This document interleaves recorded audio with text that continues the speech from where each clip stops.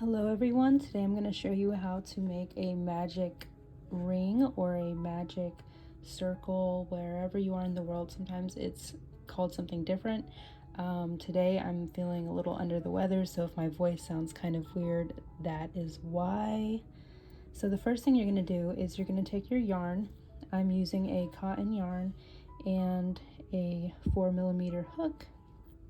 And this is the way that I normally make my magic rings. You can make them whichever way feels most comfortable to you. So I'm just going to start out with my yarn and I'm going to make a P with it. And so the stem of the P is going to be on the back side of the main feeder yarn. So like the yarn that's connected to your skein or your ball or whatever. And so I'm just going to make a P like this. Let me show you again. There we go. And then I'm going to insert my hook into the P and grab the feeder yarn. I'm just going to pull that through, and then we're going to basically chain one. If you don't know what chain is, then I can make a video on that. You just let me know, comment down in the comments. I'm just going to chain one like this. And then that's basically our starter stitch. Now this is when you actually start counting.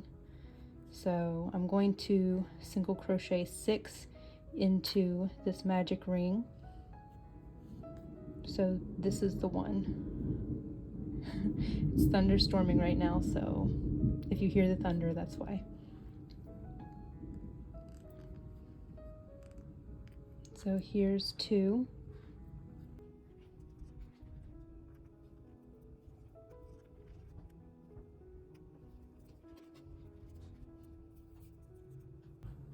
Now usually when making a magic ring, the projects that you normally use for magic rings are going to be like amigurumi, which is where you make like plushies and toys, and then also granny squares. There's a lot of different projects and stuff that could be, or that use the magic ring. So mostly like I use the magic ring mostly when I'm making granny squares or amigurumi plushies and stuff.